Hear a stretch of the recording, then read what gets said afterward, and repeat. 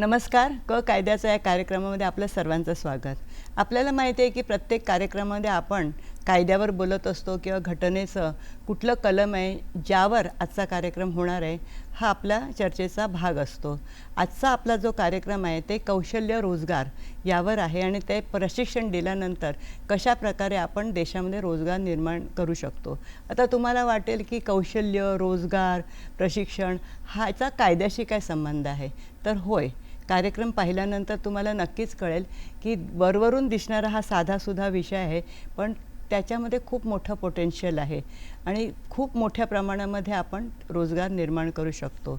तर कलम कुठलं आहे, तर आपल्या घटनेचं जे 21वं कलम आहे ते आपल्याला जगण्याचा अधिकार देतो आणि 41 कलम आहे ते सरकारने अशा प्रकारे नोकरी उपलब्ध करून द्याव्या अशा प्रकारचे डायरेक्शन देतो.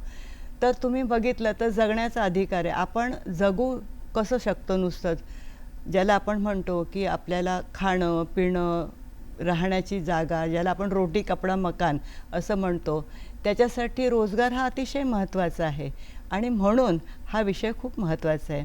सरकार तरी इतक्या करोडो लोकांना नोकऱ्या उपलब्ध करून देणं हे त्यांच्यापुढे खूप मोठं आव्हान असतं आणि म्हणून हेच नेमकं आव्हान लक्षात घेऊन भारत सरकारने 2015ला स्किल इंडिया मिशन किंवा स्किल मिशन हा कार्यक्रम किंवा हे धोरण सुरू केलं आणि त्या धोरणामुळे बऱ्याच मोठ्या प्रमाणामध्ये कौशल्य प्रशिक्षण ठिकठिकाणी सुरू झालं. बऱ्याच ठिकाणी नवीन कौशल्य करून रोजगार उपलब्ध झाले. हे एकच असं क्षेत्र आहे, जसं मी सांगितलं की वैद्यकीय क्षेत्र आहे की त्याच्यामध्ये एक महत्त्वाचा जो रोजगार आहे तो म्हणजे जेरियाट्रिक म्हणजे वृद्ध प्रशिक्षक तयार करणं किंवा त्यांना संधी निर्माण करून देणं. आणि आम्ही ज्याला चर्चा केली त्याला असं कळलं की हे एकच असं क्षेत्र आहे की जिथे रोजगार भरपूर आहेत पण घेणारे कमी आहेत आणि म्हणून आम्हाला असं वाटलं की हा विषय आपण आणून या विषयावर नक्कीच चर्चा करूया. आणि ह्या विषयावर चर्चा करण्यासाठी आपल्याकडे तज्ज्ञ पाहुणे आलेले आहेत. Amrita Patil Pimple. Amrita Patil Pimple echoing healthy ageing या संस्थेच्या माध्यमातून ज्येष्ठ नागरिकांच्या कल्याणासाठी त्यांनी आपलं आयुष्य समर्पित केलं आहे. इंग्लंडमध्ये केअर होम इम्प्रूव्हमेंट प्रोजेक्टच्या व्यवस्थापक आणि युक्रेनमध्ये संशोधक म्हणून काम करताना त्यांनी डिमेन्शिया केअर म्हणजेच स्मृतिभ्रंश देखभालीच्या क्षेत्रात आंतरराष्ट्रीय पातळीवर महत्त्वपूर्ण योगदान दिलेलं आहे. आरोग्य सेवा क्षेत्रातील याच अतुलनीय कामगिरीबद्दल त्यांना बिझनेस वर्ल्डचा मानाचा पुरस्कारही प्राप्त झालेला आहे. DBS फाउंडेशनतर्फे आशियातील टॉप 50 सामाजिक संस्थांमध्ये स्थान मिळवण्याचा बहुमान त्यांना प्राप्त झाला. ज्येष्ठ नागरिकांचे हक्क, त्यांचे कायदेशीर संरक्षण आणि स्मृतिभ्रंशासारख्या आजारात सन्मानानं जगण्याचा अधिकार याविषयी अविरत जागरूकता त्या निर्माण करता आहेत. अमृता पाटील पिंपळे केवळ प्रशिक्षित मनुष्यबळच तयार करत नसून या क्षेत्रात पदार्पण करणाऱ्या नवीन स्टार्टअप्स यांनाही आवश्यक मार्गदर्शन आणि प्रशिक्षण देत आहेत. अमृता मॅडम, तुमचं दूरदर्शनमध्ये इथं स्वागत आहे. या कार्यक्रमात मला निमंत्रित केल्याबद्दल मी आपली आभारी आहे. धन्यवाद. अमृताजी, जसं मी तुम्हाला सांगितलं की मला तुमच्याविषयी अतिशय आश्चर्य वाटतं की हा अतिशय भावनात्मक विषय आहे आणि मी जेव्हा तुमचा बायोडेटा बघितला त्याला असं कळलं की तुम्ही सॉफ्टवेअर इंजिनियर आहात. तर थोडंसं तुमच्याविषयी माहिती द्या की सॉफ्टवेअर इंजिनियर होतात, 5 वर्ष तुम्ही UKमध्ये राहिलात आणि तिथं जाऊन MBA केलं आणि इतकी सुंदर बॅकग्राऊंड असताना वृद्ध सेवा प्रशिक्षण या विषयामध्ये असं तुमचं मन कसं रमलं? म्हणजे जसं मी सांगितलं हा भावनात्मक विषय, ह्याच्यामध्ये तुमची कशी रुची निर्माण झाली? आरोग्य क्षेत्राचा वारसा मला माझ्या घरूनच मिळाला, आईवडिलांकडून.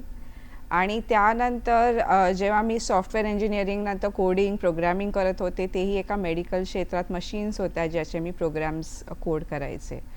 ते करत असताना सारखं वाटत होतं अजून काहीतरी वेगळं करायचं आहे, म्हणून मी पुढे जाऊन MBA केलं UK आणि त्याच्यानंतर जो मला संधी मिळाली ती एका केअर सेंटर्स होते 5 एकत्र. त्यांचे वेगवेगळे प्रोग्राम्स होते. तिथे राहणाऱ्या वृद्ध लोकांची सेवा करणारे जे केअर गिवर्स होते त्यांचं ट्रेनिंग करणं, ते केअर होम्स इक्विप करणं, सुसज्ज करणं ज्याच्याने चांगली केअर त्यांना मिळावी. त्याचबरोबर तिथले NHS जे हेल्थकेअर सेंटर आहे मेन UKचं, तिथल्या स्टाफला मी ट्रेनिंग करत होते. आणि त्याचबरोबर इथे प्रॅक्टिस करताना एक संशोधन चालू होतं की कुठल्या वेगवेगळ्या तऱ्हेने इनोव्हेटिव्ह वेजने आपण इथे राहणाऱ्या वृद्धांना चांगली केअर देऊ शकतो. हे करत असताना एक प्रकर्षाने मला गोष्ट जाणवत होती की आपल्या देशात एवढी मोठी वृद्धांची संख्या असताना आपल्याकडे त्या प्रकारची चांगली केअर अवेलेबल नव्हती, प्रोफेशनल केअर अवेलेबल नव्हती. तेव्हा अगदी 10-20 वर्षापूर्वी घरातच कोण जी काम करणारी बाई असेल तीच आजी आजोबांची केअर घ्यायची, तिला जमेल त्याप्रमाणे ती त्यांना जेवण द्यायची, त्यांना बाथरूमला घेऊन जायची, हे सगळं व्हायचं.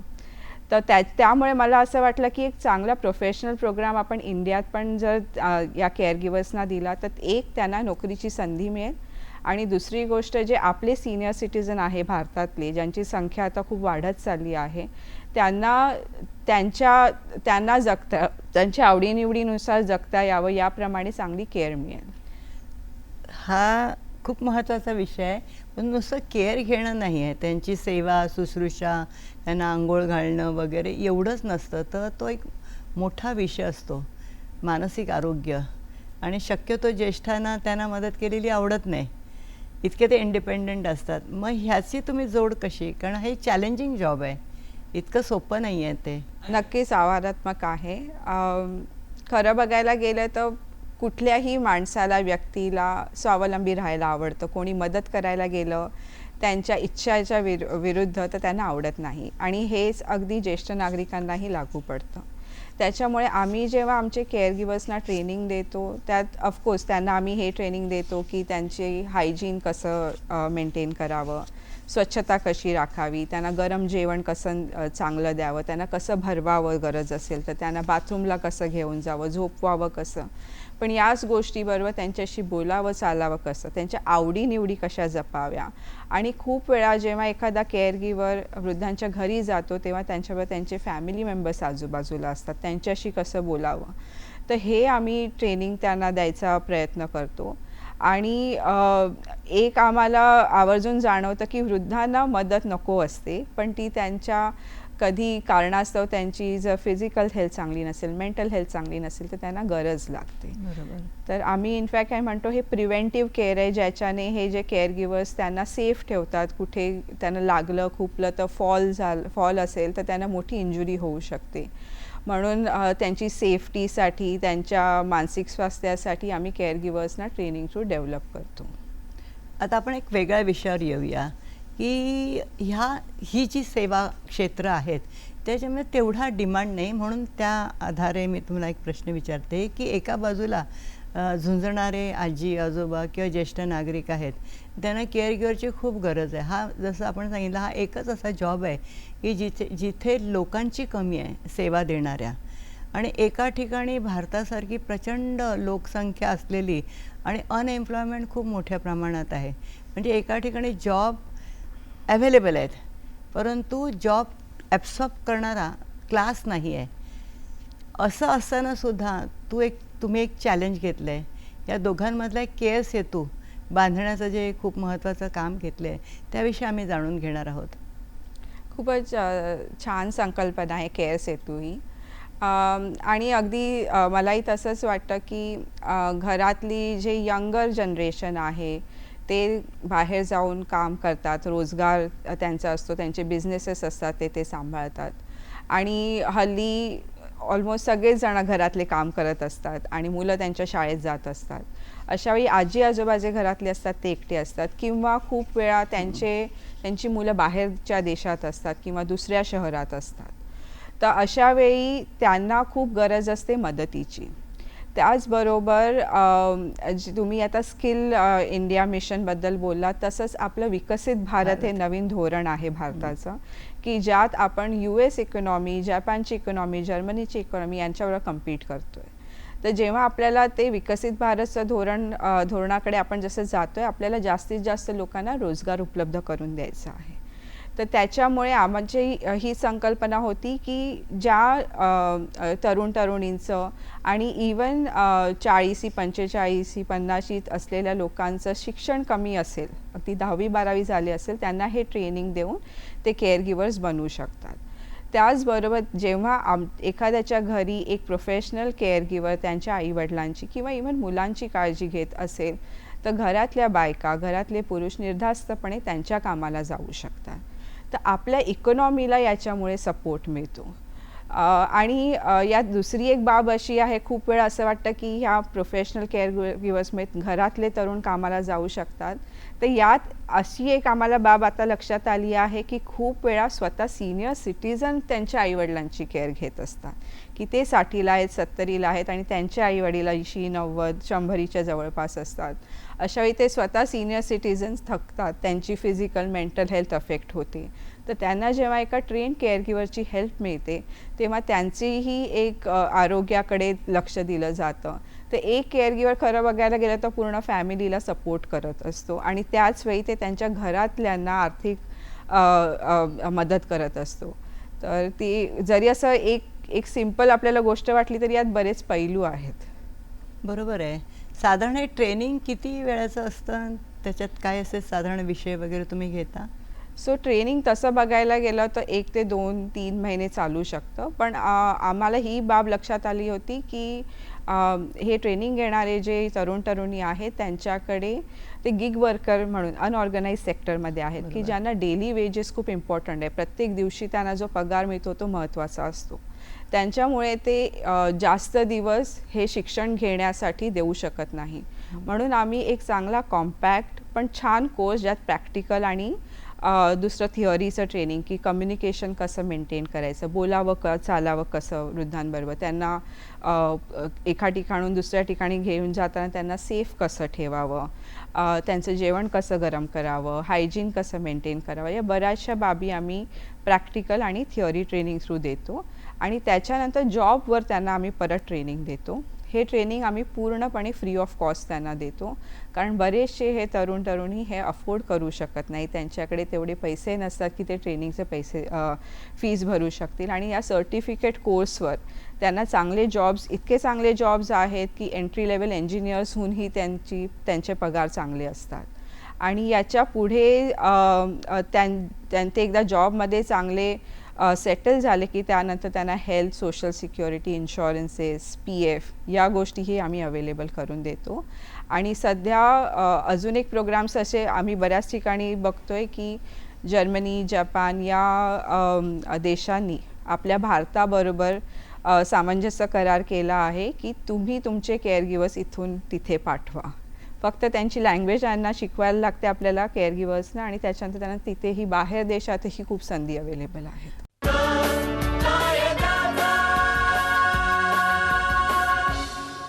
ब्रेकनंतर प्रेक्षकांचं पुन्हा स्वागत. तुम्ही जे आता म्हणत होतात गिग वर्कर्स, बऱ्याच लोकांना ही नवीन संकल्पना हळूहळू कानावर येत असेल. गिग वर्कर्स म्हणजे ज्याला आपण म्हणतो अनऑर्गनाइज सेक्टरमधली जी मुलं आहेत, ज्यांना जॉब्स नाही आहेत, पण घर चालवायला पाहिजे आणि त्यांना स्वतःलासुद्धा जीवन जगायचं म्हणून ते छोटी छोटी अशी कामं करत असतात. परंतु ते व्यवस्थेच्या बाहेर असतात. ते इंजिनियर्स नसतात, ते डॉक्टर्स नसतात, गव्हर्मेंट सर्वंट नसतात किंवा MNCs नॅशनल कंपनीमध्ये, मल्टीनॅशनल कंपनीमध्ये काम करत नाहीत. ते अनसिक्युअर्ड असतं. म्हणजे अनसिक्युअर्ड लेबर किंवा अनऑर्गनाइज लेबर आहे. त्यांना आपण हल्ली गिग वर्कर्स म्हणून म्हणतो. आणि गिग वर्कर्सची अवस्था फारच वाईट असते. पण तुमच्या बोलण्यावरून असं कळलं की ह्या कोर्सेस जर त्यांनी गिग वर्कर्सनी घेतल्या तर त्यांना इतर ज्या सोयी असतात, प्रॉव्हिडंट फंड आहे, सपोर्ट आहे, ते सुद्धा, आणि व्यवस्थित कामाच्या वेळा, म्हणजे त्यांचं एक्सप्लॉयटेशन होणार नाही ह्याची पण काळजी घेतली जाते का? हो. आणि कसं आहे मॅडम, आत्ताच आपल्या भारत शासनाने धोरण काढलं आहे या गिग वर्कर्ससाठी, हां. की त्यांना जे पूर्ण वेळ जे काम कायमस्वरूपी जे जॉबमध्ये आहेत त्यांना ज्या सोयी सुविधा मिळतात ते या वर्कर्सनाही मिळायला मिळायला पाहिजे. पाहिजे. तर एक अनऑर्गनाइज सेक्टरला ऑर्गनाइज स्लोली करतोय आपण. आणि त्याच वेळी गिग वर्कर्सना एक सर्वात मोठा फायदा असा आहे की त्यांना फ्लेक्सिबिलिटी मिळते. बरोबर. खूप वेळा ज्या घरातल्या महिला आहेत त्यांना पूर्ण वेळ जॉबला जाणं शक्य नसतं, कारण त्यांना घरात बाकीच्या कमिटमेंट असतात. मग अशा वेळी गिग वर्कर म्हणजे तुम्ही काही तास काम करू शकतात, आठवड्यातले काही दिवस किंवा वर्षातले काही महिने काम करू शकतात, का पैसे कमवू शकतात, आणि बाकीच्या वेळी तुम्ही तुमच्या दुसऱ्या ज्या कामांना प्राधान्य देऊ शकता. फ्लेक्सिबिलिटी ज्याला आपण म्हणतो ते. मिळते. त्याच्यामुळे हल्ली तरुणाईचा ओढ या क्षेत्राकडे जास्त आहे, गिग वर्कर इकॉनॉमीकडे. आणि या आरोग्य क्षेत्रातही आम्ही ते जाणून त्यानुसार त्यांच्यासाठी जॉब्स आम्ही डिझाईन केले आहेत, ट्रेनिंग्स डिझाईन केले आहेत. मगाशी आपण इन्फॉर्मल चर्चा करत होतो त्यावेळेला आपण नेहमी म्हणतो की आता खूप मोठ्या प्रमाणामध्ये आर्टिफिशियल इंटेलिजन्स, कृत्रिम बुद्धिमत्ता प्रवेश करते. म्हणजे जे सेटल्ड जॉब्स आहेत ते सुद्धा आता जाण्याची शक्यता आहे. आरोग्य, गिग वर्कर्स किंवा हे प्रशिक्षण आहे, वार्धक्य प्रशिक्षण, ही एकच मला असं वाटतं असं वन ऑफ द फ्यूज म्हणतो की सेवा क्षेत्र आहे, तिथे संकट येण्याची शक्यता खूप कमी आहे. तर मला असं वाटतं इकडे आपण जास्ती लक्ष दिलं पाहिजे आणि लोकांना कळलं पाहिजे की आर्टिफिशियल इंटेलिजन्स आलं तरी नैसर्गिक बुद्धिमत्ता आहे, त्याला तोड नाही. मग तिथे आपण मुलांना कसं एनकरेज करू शकतो या सेवेमध्ये, की इथे तुमचा जॉब जाणार नाही आहे, ही निरंतर आवश्यक सेवा आहे. हो, खरं आहे. इनफॅक्ट युनायटेड नेशन विमेन यांनी केअर इकॉनॉमी एक वेगळी इकॉनॉमी आहे असं त्यांनी एका कॉन्फरन्समध्ये सांगितलं होतं. आणि त्यांचं म्हणणं असं आहे की जी युज्युअल इकॉनॉमी आपली असते की जिथे आपण जॉब करतो, पैसे कमवतो, स्पेंड करतो, पण केअर इकॉनॉमीमध्ये ॲक्च्युली तुम्ही जॉब करणाऱ्यांना पण सपोर्ट करत असतात, तुम्ही स्वतः पण जॉब करत असतात, तुमच्या फॅमिलीलाही सपोर्ट करत असतात. त्याच्यामुळे केअर इकॉनॉमीला वेगळ्या इन्व्हेस्टमेंट, वेगळी धोरणांची गरज असते. त्याचप्रमाणे जे आर्टिफिशियल इंटेलिजन्सचं सगळ्यांनी हल्ली ऑलरेडी आपण बघतोय की माहिती तंत्रज्ञान क्षेत्रात खूप मोठ्या प्रमाणावर नोकरी कपात झाली आहे. पण मध्ये मायक्रोसॉफ्टने एक मोठी लिस्ट काढली होती की कुठल्या क्षेत्रांमध्ये आर्टिफिशियल इंटेलिजन्सचा धोका सर्वात कमी आहे. तर त्यात हे जे हाऊस हेल्प आहे, केअर वर्कर्स आहेत, रुग्णांची सेवा करणारी लोकं आहेत, त्यांचे जॉब्सना ते म्हणत आहेत की चांगला स्कोप पुढेही राहणार आहे. आणि हे क्षेत्र असं आहे की जिथे जॉब्स जास्त आहेत आणि सप्लाय कमी आहेत, की रोजगार घेणारी लोकं कमी आहेत. त्याच्यामुळे आत्ताचे जे तरुणी आहेत त्यांना या क्षेत्रात नक्कीच खूप संधी उपलब्ध आहेत. एस्पेशली ज्यांना नर्सिंग क्षेत्रात करिअर करायचं आहे. आपण बघतो की खूप कमी सीट्स अवेलेबल असतात नर्सिंगचे कोर्सेस करायला. अशा वेळी हा एक चांगला पर्याय त्यांना उपलब्ध आहे. त्यांना जास्त खर्चिक नाही आहे हा कोर्स. आणि त्याचप्रमाणे त्यांना पगारही खूप चांगले मिळत आहेत आणि ते स्वतःच्या आवडीप्रमाणे या क्षेत्रात काम करू शकतात. तर त्याच्यामुळे खरं बघायला गेलं तर खूपच चांगला रोजगार उपलब्ध होऊ शकतो या क्षेत्रातून. आपण आता थोडंसं CSRकडे वळूया. काही वर्षापूर्वी कॉर्पोरेट सोशल रिस्पॉन्सिबिलिटी ही संकल्पना आलेली आहे आणि ज्या मल्टीनॅशनल कंपन्या आहेत त्यांना एक ठराविक रक्कम आहे ती समाजात सेवा करण्यासाठी टू रिटर्न, आपण म्हणतो ना की समाजाला ते देणं लागतात. समाजाने योगदान केल्यामुळेच हे मल्टीनॅशनल्स आहेत त्या एवढ्या मोठ्या प्रमाणामध्ये होऊ शकल्या. त्यांचं हे उत्तरदायित्व आहे की कमीत कमी 2% जो निधी आहे तो त्यांनी CSRमध्ये निधी परत करावा. पण त्याच्याविषयी खूप कमी माहिती आहे आणि मला असं वाटतं की गव्हर्मेंट ऑफ इंडियाने सुद्धा डायरेक्शन दिलेल्या CSR कंपन्यांना की तुम्ही शक्यतो जास्तीत जास्त इन्व्हेस्टमेंट आहे किंवा जास्तीत जास्त निधी आहे तो केअर गिवर हेल्थ सेक्टरमध्ये द्यावा. याविषयी तुमचं काय म्हणणं आहे?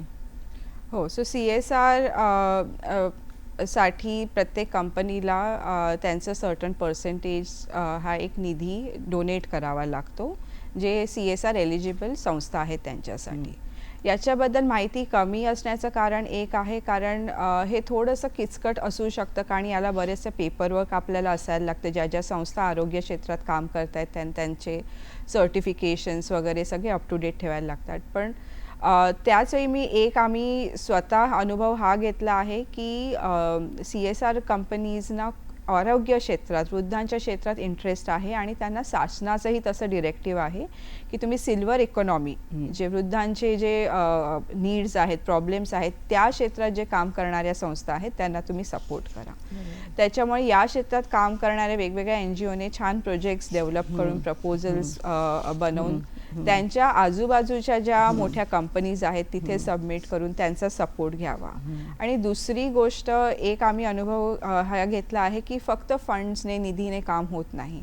आपल्या बाकीच्या पार्टनरशिप्सही खूप चांगल्या असायला लागतात. तुम्ही बाकीच्या ज्या संस्था आहेत, जसे आम्ही बचत गट आहेत, महिलांसाठी ज्या काम करणारे NGOज आहेत, वेगवेगळे ज्या शासनाच्या छोट्या छोट्या संस्था आहेत जे सर्टिफिकेशनसाठी आपल्याला हेल्प करतात, एकत्र मिळून आपण जर काम केलं तर आपण हजारो केअर गिवर्स स्किल डेव्हलपमेंट या प्रोग्राम थ्रू रन करू शकतो. तर शासनालाही यात खूप इंटरेस्ट आहे आणि त्याचबरोबर CSR फंडने हे सगळे प्रोजेक्ट्स आपल्याला प्रत्यक्षदर्शी सगळ्यांना पोचवणं नक्कीच पॉसिबल आहे.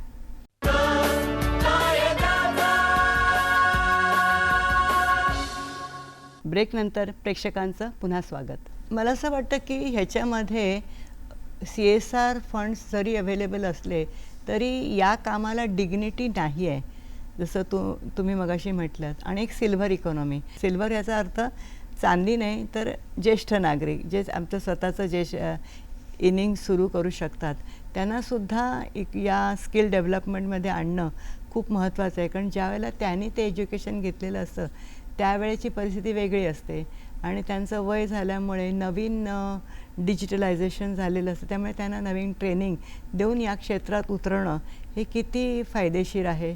आणि CSRने सुद्धा ह्याच्याकडे किती महत्त्व किंवा किती लक्ष दिलं पाहिजे.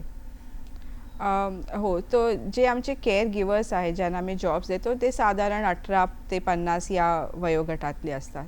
पण त्याचप्रमाणे आम्ही या क्षेत्रात काम करताना जे दुसऱ्या फॅमिलीज आहेत ज्यांच्या घरात स्वतः एल्डरली आहेत ते आम्हाला खूप वेळा सांगतात की आम्हाला कोणी सिनियर सिटीजन आमच्या घरी आलं, आमच्या आईवडिलांशी गप्पा मारल्या तर खूप चांगलं वाटेल. सो अशा वेळी एक सिनियर सिटीजनच्या ग्रुपलाही आम्ही ट्रेनिंग देतो आणि त्यांना आम्ही वेगवेगळ्या आपल्या भारतात अवेलेबल आहे जे कंटिन्युअस लर्निंग प्रोग्राम म्हणतात, स्पेशली जिरियाट्रिक केअरमध्ये काम करण्यासाठी ते हे कोर्सेस घेऊ शकतात. CSR थ्रू त्यांना मदत मिळू शकते आणि खूप वेळा हल्ली मोठ्या मोठ्या कंपनीज ही ज्येष्ठांना परत बोलवत आहेत काम करायला ॲज अ कन्सल्टंट, सिल्वर इकॉनॉमीचा भाग म्हणून. सिल्वर इकॉनॉमी, बरोबर.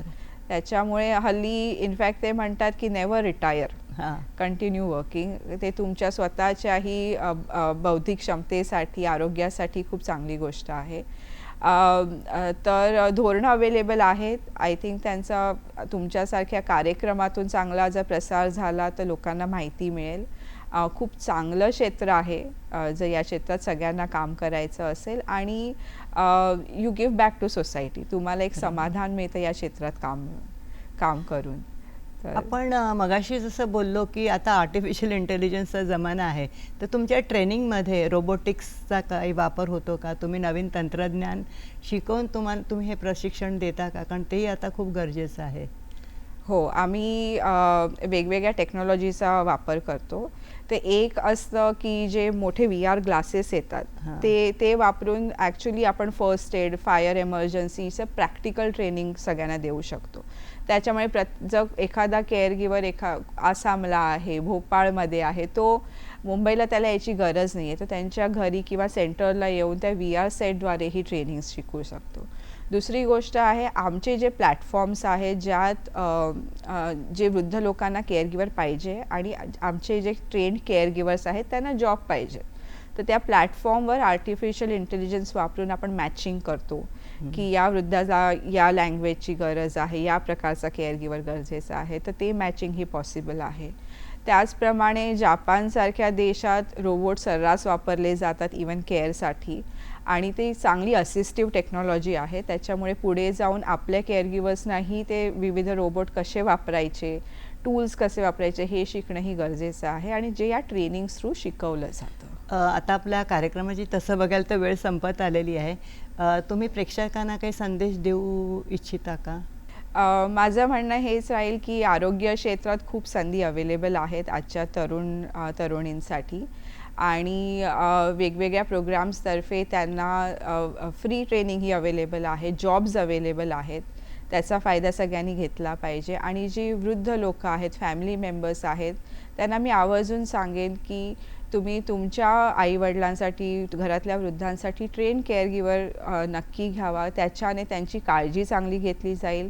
त्यांचे जे मोठे इश्यूज आरोग्याचे होऊ शकतील पुढे, ते आपण प्रिव्हेंट करू शकतो आणि त्याचबरोबर सगळ्यांची शारीरिक आणि मानसिक आरोग्य हे ट्रेन केअरगिव्हर घरात असल्यामुळे चांगलं राहू शकेल. सो माझं हेच म्हणणं राहील की या क्षेत्रात अजून मोठ्या मोठ्या लोकांनी यावं, डोनेशन्स द्यावे, तरुणांनी यावं, जॉब्स करावे आणि वृद्धांनी या क्षेत्रातील ट्रेंड लोकांचा फायदा घ्यावा. अमृताजी, आपण इथे आलात, अतिशय सुंदर माहिती दिली, त्यासाठी मी आपले आभार व्यक्त करते. धन्यवाद. प्रेक्षक हो, आता आपल्या कार्यक्रमाची वेळ संपत आलेली आहे. आता इथंच थांबूया व पुन्हा भेटूया एका नवीन भागात, नवीन पाहुण्यांसकट आणि नवीन विषय घेऊन. नमस्कार.